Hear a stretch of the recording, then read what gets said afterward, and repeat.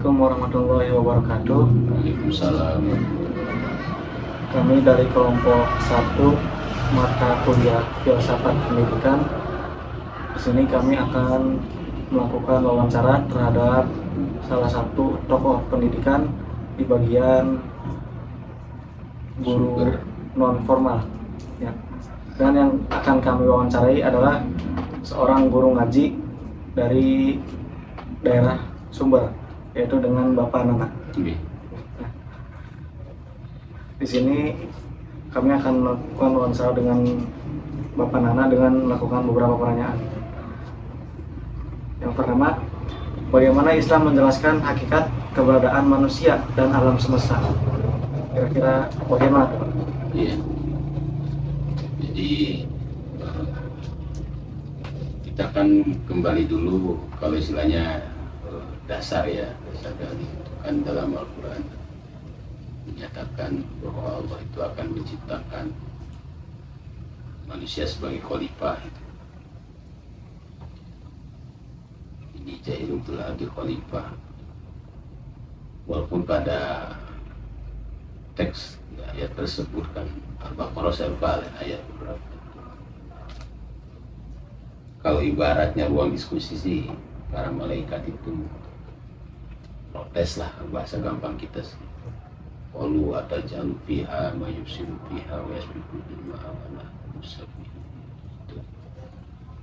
Ya Allah, apakah Kau akan menjadikan di muka bumi itu adalah orang-orang yang rusak, perang, selalu darah awalnya ya, tetapi kan dalam diskusi lah pembahasan dalam apa namanya dialog yang selanjutnya itu kan Allah menegaskan, dan Allah pun kalau ibaratnya diuji tentang kelayakan makhluk bernama manusia saat itu namanya Adam dengan makhluk lain para malaikat, jin dan setan yang sebelum dikutuk menjadi iblis kan. Memang Allah tidak sembarangan dengan muncul pertanyaan itu kan, mereka diuji. Ibaratnya gitu, diuji, kemudian setelah diuji kan ternyata kan sosok Adam lah yang berhasil. Maka di sini kan peran manusia itu dikembalikan kepada awal mulanya itu kan ya sebagai khalifah. Khalifah itu bukan berarti adalah bukan sebagai yang memimpin saja kan. Khalifah itu yang tanda petik sebagai menggantikan peran Tuhan Allah Subhanahu wa taala. Kenapa? Karena Allah Maha Gaib kan gitu. Jadi untuk mewakilkan peran Allah dalam bentuk nyata, dalam bentuk zahir ya tidak ada yang lain kecuali manusia yang sudah diberikan mandat itu. Dan semesta alam itu adalah sebagai alatnya bagaimana untuk peran manusia itu akan terbukti perannya itu berhasil atau tidaknya itu kan ketika diberikan alatnya itu mau digunakan untuk apa dan bagaimana kan gitu. Nah disinilah pada yang sebenarnya pada hakikatnya bahwa peran manusia itu adalah sebagai khalifah dan alam semesta itu adalah yang diurusnya, yang dipimpinnya. Jadi semesta alam ini harus tunduk, ya bahasa agamanya harus tunduk kepada khalifah itu. Jadi jangan sampai mohon maaf ya, kalau dalam konteks saat ini kan sudah terjadi manusia yang diperalat oleh alat itu sendiri. Kenapa? Karena memang mungkin berkaitan dengan nanti ya, bicara nanti kita masuk kepada akal. manusia itu kan setidaknya terdiri dari 3 komponen pokok. Itu ada jasad, ya kelihatan begini atau fisik. Kemudian ada jiwa. Jiwa itu kan yang mempengaruhinya itu adalah akal, nafsu, dan mental. Kemudian yang terakhir adalah ruhani. Jadi manusia itu kan tadi kan saya katakan sebagai pengganti Tuhan itu karena memang diberikan ruhaninya itu. Jadi ruhani itu kan cahaya. Ruhaninya itu akan keluar, ruhani itu akan bercahaya apabila akalnya tadi benar-benar digunakan dalam mengurus alam semesta ini, bukan arahnya itu untuk kepada nafsu, bukan untuk nafsu semata, nafsu belaka kayak maaf itu kan dengan hari-hari ini yang terjadi dengan adanya manusia sudah merusak alam dan sebagainya. Itu kan karena nafsu, sehingga apa? Sehingga yang terjadinya itu ya ada sebab ya ada akibat.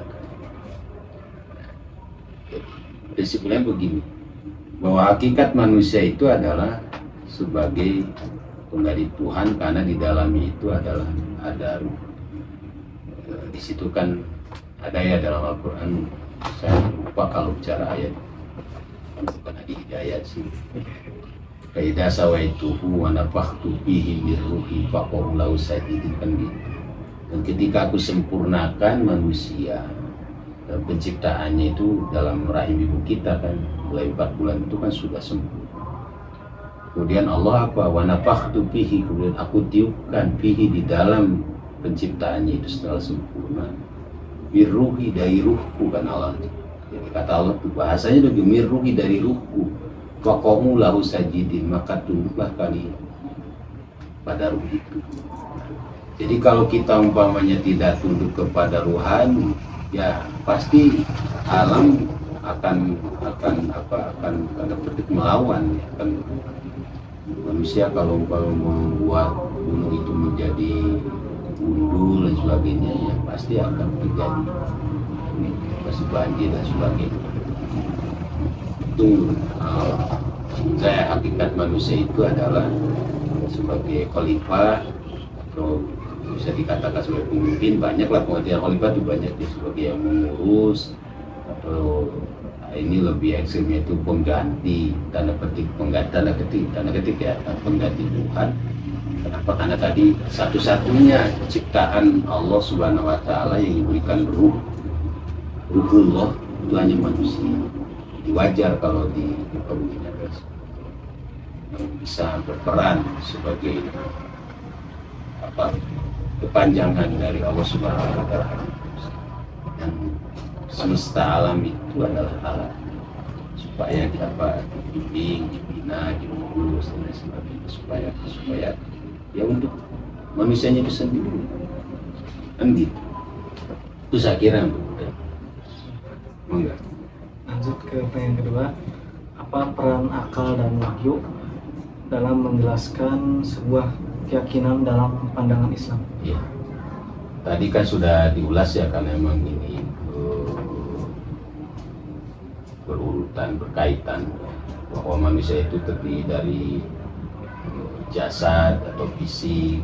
Kalau fisik itu kan kebutuhannya, mohon maaf, ya yang kasar-kasar seperti makan, berpakaian, bersolek, ya beginilah fisik begini.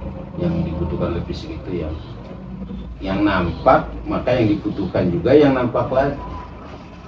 Ya kan gitu kalau fisik.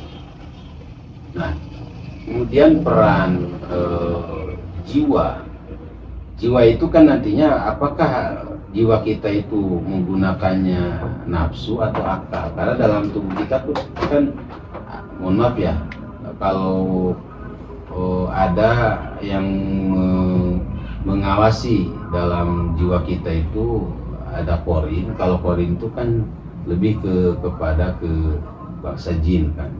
Dan itu sudah ada sejak kita diciptakan korin.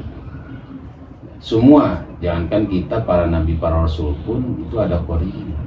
Cuma kan kalau kanjeng Nabi katanya udah dituduhkan kan korin, makanya tidak pernah berbuat kejahatan, selalu masuk. Ada juga yang selalu membisikkan, ya kalau bahasa gampangnya, membisikkan pada kebaikan, yaitu malhamiyah, malaikat malhamiyah. Di dalam tubuh kita itu ada sosok yang mengawasi kita, itu ada korin, ada malhamiyah. Kalau korin itu biasa cenderung kepada bisikan keburukan, kayak kita umpamanya mohon maaf malas sholat, itu pasti bisikannya bisikan keburukan. Kemudian kamu tuh umat Islam masa nggak sholat, nah itu berarti malaikat malhamiyah bisikan selalu gitu. Cuma kan kita nggak sadar bahwa kita itu dibisikin keburukan. Udah kamu tanggung perjalanan mau habis, mau hujan, sholatnya di sana aja, bisa aja kan gitu. Biasanya. Nah, akal itu sebetulnya kan anugerah yang paling agung dari Allah Subhanahu wa Ta'ala. Satu-satunya manusia yang diberikan anugerah akal itu ciptaan Allah Subhanahu wa Ta'ala yang diberikan kepada manusia itu adalah akal. Karena akal, makanya syarat berislam, termasuk di dalamnya syarat beribadah, itu adalah akal kan? Kenapa? Karena akal itu adalah sebagai kunci kesadaran. Sebetulnya kan gitu. Contoh ya, syarat ibadah sholat, boleh nggak orang mabuk sholat? Nggak boleh kan, karena nggak sadar kan gitu. Boleh nggak orang yang tertidur sholat? Nggak boleh, orang nggak sadar gitu. Atau orang lupa juga kan, kita walaupun lagi aktivitas begini terus lupa sampai nggak sholat, nggak sadar karena akal. Sehingga dengan akal itu sebetulnya akan memberikan kesadaran yang tertinggi. Makanya menjadi syarat utama beribadah adalah akal. Kan nanti bicara kepada hakikat sebuah ibadah itu kan dalam amaliyahnya. Contoh gini, tadi ya, syarat sah sholat itu yang paling utama adalah berakal. Kalau dibalik logikanya begini, berarti kalau orang tidak sholat berarti orang tidak berakal, kan gitu loh. Faktanya apa? Orang mabuk gak boleh, orang gila boleh sholat gak boleh, karena dia nggak akal. Artinya kalau logika tadi dibalik, syarat sholat itu harus berakal, harus sadar. Berarti kalau kita yang aku sadar tidak sholat, berarti kita berakal. Yang tidak berakal itu siapa? Orang mabuk, orang tidur, orang gila. Ini kalau larinya ke sana, bicara tentang hakikat nih yang gitu. Nah, pada hakikat yang lebih mendalam lagi tentang kesadaran itu, bahwa sholat itu ada dalam amaliyahnya, itu adalah bagaimana kita membangun kepekaan sosial. Lihat aja kita dalam Quran itu hampir selalu kalimat-kalimat sholat itu beriringan dengan ibadah sosial. Alladzina yu'minuna bil ghaib wa yuqimuna sholata wa mimma razaqnahum yunfiqun. Wa mimma razaqnahum yunfiqun itu kan ibadah sosial, memberi itu ibadah sosial. Jadi secara hakikat kita bisa batal sholat kita kalau kita umpamanya habis sholat tapi umpamanya kita tidak laden, padahal ada tetangga atau ada anak kecil jerit-jerit dapat sekolah nggak ada ongkosnya, padahal kita punya, padahal kita habis sholat. Nah berarti kan secara syariatnya kita sholat, tapi secara hakikatnya kita belum sholat. Kenapa? Karena akal kita nggak sadar bahwa di situ tuh ada yang nangis, anak yang tidak punya, mau berangkat sekolah nggak punya ongkos, padahal kita kalau dibagi dua tuh kita masih bisa nyampe ke kampus. Hati-hati. Jadi kesadaran itu, nah, kaitannya dengan wahyu. Jadi wahyu itu bisa ditangkap dengan akal itu sendiri. Sekarang kan dengan adanya teknologi mulai terungkap tuh bahwa kanjeng Nabi pernah membelah bulan. Setelah dilacak secara teknologi ternyata iya betul. Kan gitu. Quran menyatakan bahwa lautan itu ada yang asin, ada yang tawar. Kan ketemunya hari-hari ini. Kan gitu. Itu kerennya wahyu itu bahwa bisa diterima dengan akal. Kan gitu. Jadi antara akal dengan wahyu itu memang tidak akan bertolak belakang. Pasti akan saling menerima, dan akal itu sendiri yang akan mampu menerima wahyu itu sendiri. Wahyu tidak bisa diterima dengan orang yang tidak berakal. Terus maksudnya apa pentingnya memahami tentang tujuan hidup manusia menurut ajaran agama Islam? Ya, jadi kan Allah berfirman, wa ma khalaqtul jinna wal insa illa liya'budun. Aku tidak semata-mata menciptakan jin dan manusia kecuali hanya untuk ibadah. Jadi tujuan yang paling real, yang paling nyata itu adalah ibadah. Artinya ibadah begini, kita berbicara tentang ibadah itu jangan terpaku dengan sebuah ritual. Bukan ritual itu tidak penting, karena tadi kan ada syariat, ada hakikat.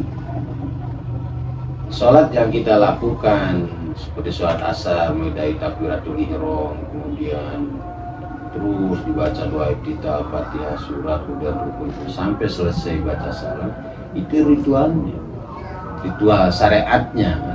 Wajib nggak? Wajib, karena faktanya sampai saat ini belum ada dalil yang mengatakan bahwa Nabi pernah meninggalkan sholat. Itu syariatnya. Nah, sebagai apa? Karena sholat itu sebagai kunci segala ibadah. Artinya kita ngobrol begini, kita datang ke kampus, kita pulang ke rumah, kemudian bantu-bantu orang tua dan sebagainya, silaturahim, bermain dengan teman, itu akan bernilai ibadah kalau dikunci dengan sholat. Kita hari ini umpamanya wawancara atau diskusi seperti ini akan bernilai ibadah kalau kita dikunci tadi dengan sholat asar. Itu pentingnya sholat itu di situ. Nah, makanya kan puncak penghambaan seseorang itu adalah dengan sholat, dan puncaknya kedurhakaan seseorang itu ada dengan sholat juga. Jadi sholat itu di situ nilainya. Nah, maka tadi tidak ada tujuan manusia itu yang sebenarnya itu semuanya harus bernilai ibadah kepada itu.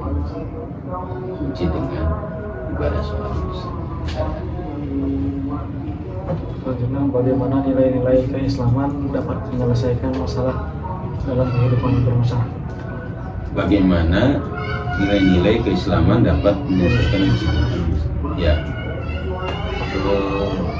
sebetulnya ini sangat real ya, tentang permasalahan-permasalahan yang ada di masyarakat. Sebetulnya tadi kalau kembali kepada kita kesadaran akalnya digunakan, saya hakul yakin masalah kehidupan itu tidak ada yang berat sebetulnya, walaupun itu dianggapnya berat oleh seseorang. Contoh gini, kalau kita menggunakan dalam sisi ekonomi, konsepnya konsep zakat itu kan saling membantu. Umpamanya saya punya masalah dagang, umpamanya nggak punya modal sama sekali. Kalau kita menggunakan konsep Islam, sebetulnya kan masing-masing dari semua orang itu. Contoh di Cikuya kan semuanya yang saya tahu semuanya umat Islam semua. Kalau kita sama-sama menyadari tentang permasalahan yang ada di masyarakat, karena di sisi kita banyak yang kesulitan dalam masalah ekonomi, kesulitan yang anaknya mau sekolah, umpamanya tidak punya biaya jajan dan sebagainya. Kalau kita umpamanya punya kesadaran walaupun umpamanya sedikit saja, tapi dengan konsep berjamaahnya itu, konsep kebersamaannya itu, gak ada yang berat sebetulnya. Contoh salah satunya umpamanya DKM, DKM. Saya yakin DKM itu di mana-mana pasti punya. Tapi terkadang kan definisi kita memahami tentang DKM itu seolah-olah itu ada urusannya agama. Lagi-lagi ini kita kalau kembali setback ke belakang, makanya saya tidak setuju ada istilah ilmu agama, ilmu dunia. Semuanya sama. Saya pernah baca itu kapan mulainya ada pemisahan atau dikotomi parsial, ada ilmu agama itu, ada ilmu dunia. Itu abad ke-17 silakan kalian baca di apapun itu, kalau nggak salah pada zaman revolusi Prancis itu sengaja dipisahkan. Jadi kalau orang pintar matematik dianggapnya oh ini akan sukses dalam materi, padahal mau matematik, mau biologi, mau fisika, mau geografi, semuanya kan dari Tuhan. Kita tahu orang apa yang ahli fisika yang abad 20, Albert Einstein kan, itu kan ujung hidupnya kan akhir hayatnya apa kata-kata dia? Kata-kata dia itu kan sampai mengatakan kalau tidak salah gini, bahwa dunia tanpa agama itu akan hancur. Agama tanpa dunia juga akan sombong. Jadi ternyata di ujung pemikirannya seorang ahli fisikawan saja sampai seperti itu. Artinya kan tetap ujungnya kepada Tuhan. Sehebat apapun dia akan menentukan. Jadi kalau kita umpamanya tidak memahami konsep-konsep seperti itu, salah juga kalau kita memisahkan mana ini agama, boleh contoh tadi akhirnya kan DKM tidak boleh umpamanya pasnya digunakan untuk modal yang dagang, salah patah. Namanya juga DKM itu kan Dewan Kemakmuran Masjid. Yang dimakmuran itu kan bukan masjidnya saja, tapi sekitar masjidnya juga harus dimakmurkan. Tapi itu konsepnya. Nah sementara kita berpikirnya bangga-banggaan kalau masjid kasnya sampai 30 juta. Buat apa? Padahal yang umpamanya sedekah perelek ya. Perelek itu kan katakan sedekah jariah. Arti jariah itu kan mengalir. Sekarang bagaimana umpamanya saya analogikan siapa namanya? Ajis umpamanya mau ngirim paket kebetulan ke Jakarta umpamanya. Dari sininya dari pakai JNE umpamanya ya. Dari sini dikirimkan. Tapi oleh pihak paket JNE umpamanya nggak nyampe ke temen. Kira-kira yang salah Ajis apa paket? Paketnya kan. Sama halnya umpamanya, mohon maaf, DKM umpamanya menerima sedekah jariah tapi tidak digunakan sedekah jariahnya. Berarti kan nggak mengalir masjid. Nah, di situ konsepnya di situ. Ya, jadi pasti bisa menyelesaikan masalah. Pertanyaan saya itu dari epistemologi, bagaimana seharusnya seorang muslim menerima informasi atau ilmu modern menurut agama Islam?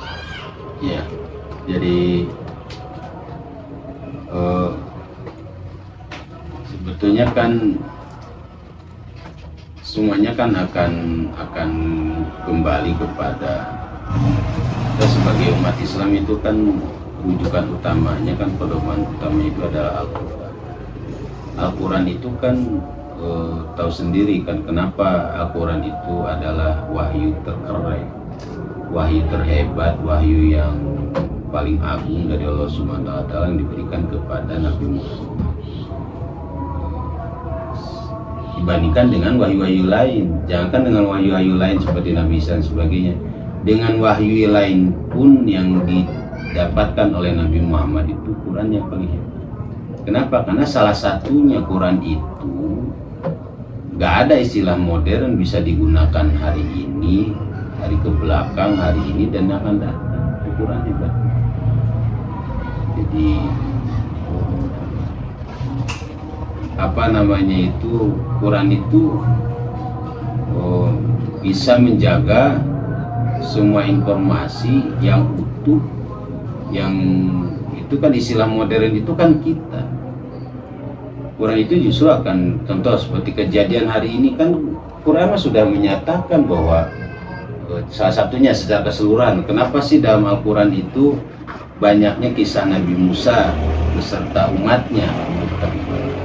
Aja kalian kalau komentar darus kisah Nabi Musa, lagi kisah Nabi Musa, termasuk surat Al-Isra pun tentang Rajaban, di bawahnya itu kisah Nabi Musa. Kenapa? Karena para ulama menyatakan begini, bahwa dunia hari ini itu memang sudah digambarkan sejak zaman Nabi Musa.